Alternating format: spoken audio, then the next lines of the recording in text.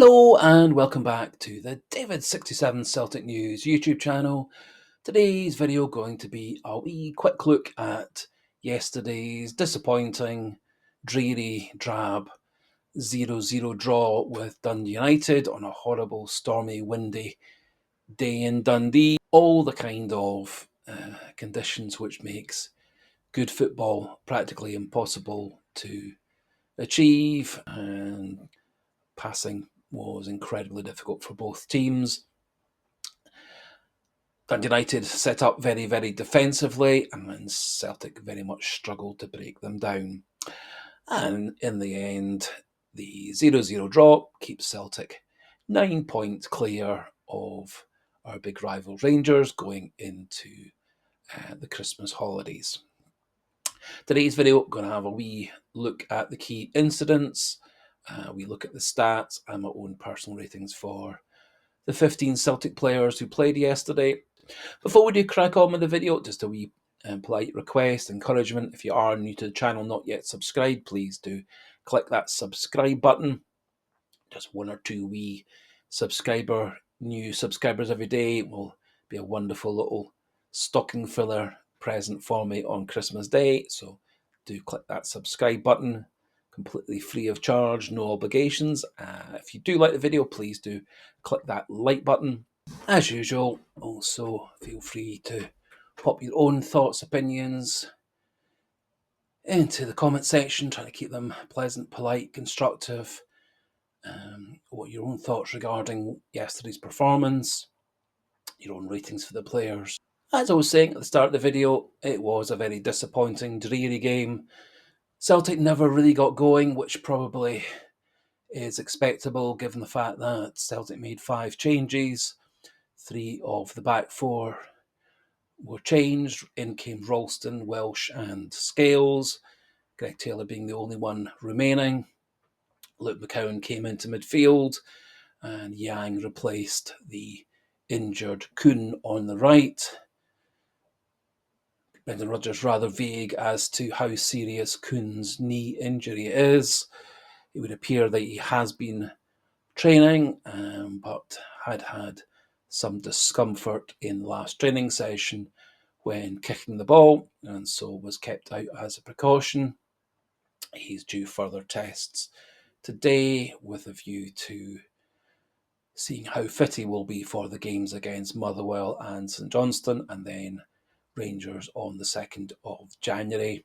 Wouldn't be the least bit surprised if he's kept out of the games against Motherwell and St Johnstone and kept fresh for the game against Rangers on the 2nd.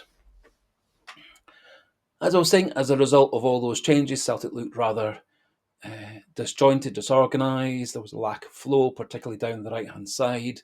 Didn't really look like Ralston, McCowan and Yang were linking up or understanding each other or knowing who was going to pass to who and where. And so there were quite a number of misplaced passes, passes not made to players making good runs, and that largely for me was due to Luke McCowan not really doing the kind of work that Engels, Paulo Bernardo and Rio Hatate often do on that side. Celtic didn't really have terribly many good chances in the first half. An awful lot of huffing and puffing and trying, lots and lots and lots and lots and lots and lots of passes, not really achieving very much. Dijsselmeyer really wasn't on his game down the left-hand side. Kyogo made some nice runs, but no great chances. And to be fair, also Dundee United really weren't much of a goal threat in the first half either. Second half, Celtic did change things around, looked a wee bit more dangerous once Palma came on and Adam Ida came on. Later on, Bernardo and Engels came on. I don't think either of those two had much of a chance really to influence the game, although Engels did have a good shot that was well saved late on by the Dundee United goalkeeper. The other couple of goal threats Celtic had in that second half, Dijsselmeyer got in behind the defence for one of very few times, coming in off the right.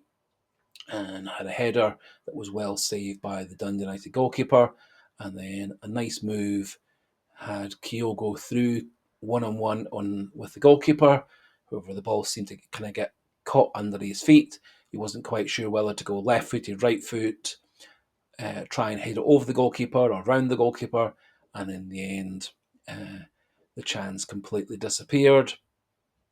And very late on in added time, Kyogo made a nice run coming in off the right and shot, but the ball evaded the left post. In the end, a rather disappointing, dreary match. Dundee United's tactics of all-out defence in conjunction with the awful weather and rain allowed Celtic only 1 point out this game. However, I think anybody was offered a 9-point lead going into Christmas. At the start of the season, people would have been very, very happy for that to be the state of play. And so I think we should count our blessings and be happy with the 9-point lead. We are unbeaten this season in domestic football, all wins except for 2 draws.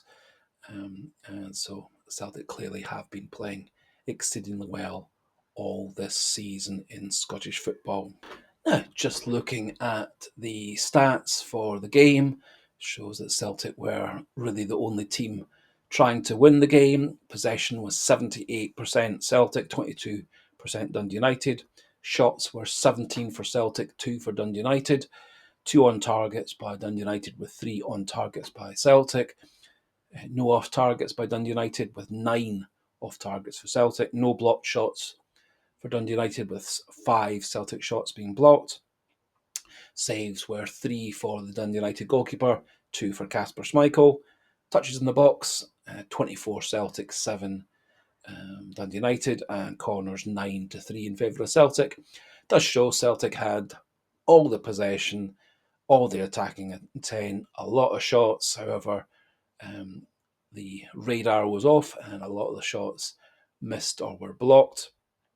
And touched in the box was 24-7, indicating Celtic did get in the box on a regular basis, but not maybe quite as much as one would expect with that level of possession. Finally, looking at the player ratings from myself, I gave Kasper Schmeichel a 7. Made a couple of nice saves, neither save particularly difficult. Coped well with the windy conditions.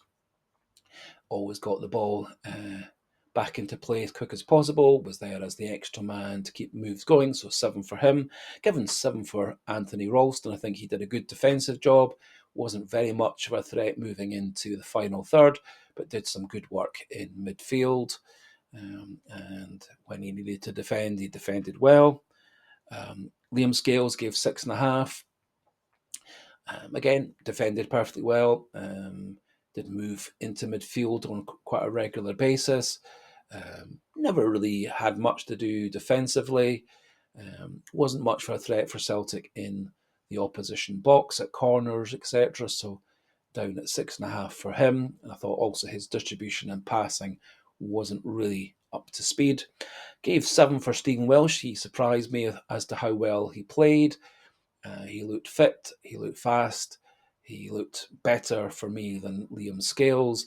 He actually, I think, distributed the ball better, looked calmer than Liam Scales. And so 7 for Stephen Welsh, 7 for Greg Taylor, and also gave him man of the match. Greg Taylor had very little defending to do, but what he had to do, he did fine. His work moving into midfield and into the final third was good. He did actually help create a few chances and half chances, and so I had him up at 7 and man of the match. A bit disappointed in our midfielders, gave 6 for Luke McCowan. I think he actually was part of the problem in the first half.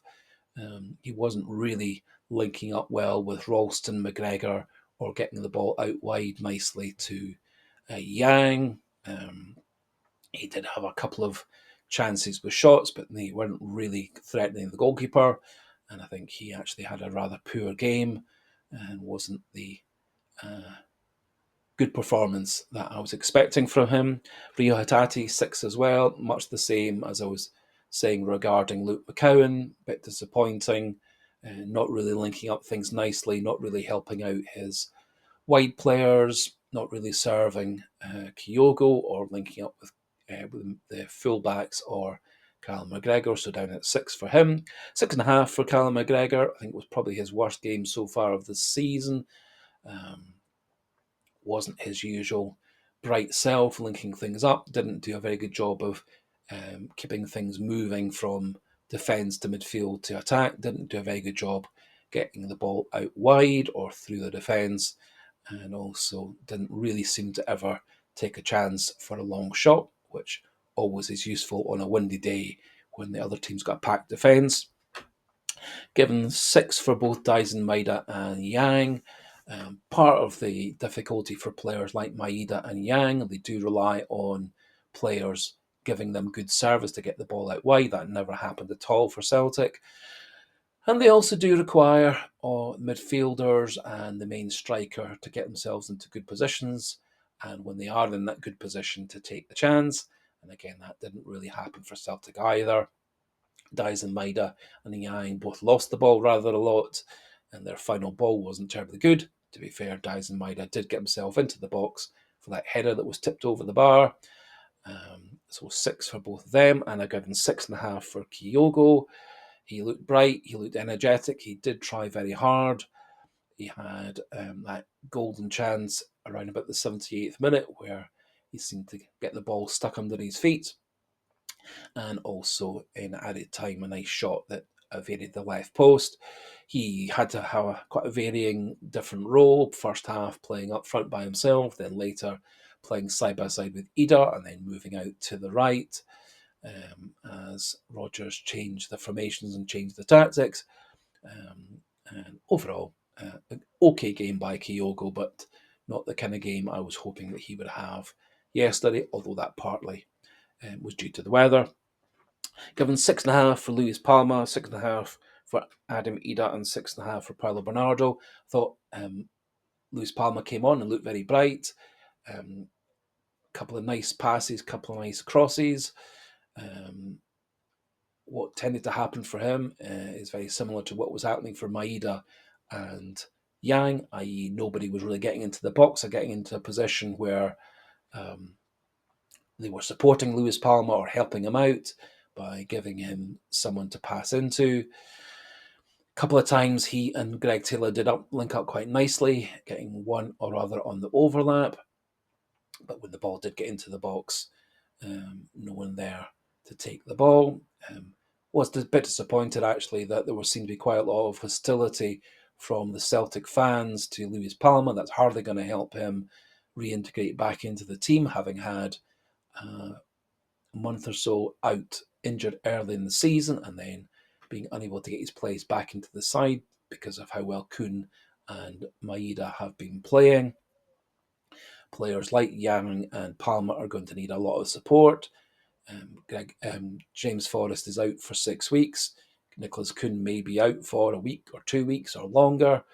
And so Celtic do need to do their best, I think, to support Luis Palma and Yang and Maida as our wide players are very important to us in terms of our tactics. I thought Paulo Bernardo had a few nice touches, did look a wee bit more productive and creative than Luke McCowan had done. I think Adam Ida, as he often does, led the line nicely. Didn't really have terribly much in the way of chances in the box, but did in the windy day hold things up nicely. And I've given 6 for Arnie Engels. Don't think he really had enough time to really get a proper rating. And it would have been great had he managed to get that toe poke shot from around about 8-9 yards past the goalie. Instead, the goalie made a good save to keep the score at 0-0. You may well have different ratings for the players. You may feel that one or two are a bit higher than deserved or a bit lower than the deserved, so do feel free to pop your own thoughts into the comment section.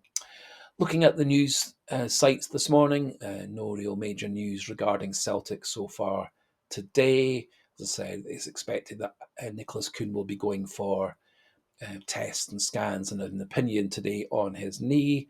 So hopefully in the next day or so we'll get an idea of how fit he's going to be for the games against Motherwell, St Johnstone and Rangers over the next 10 days or so.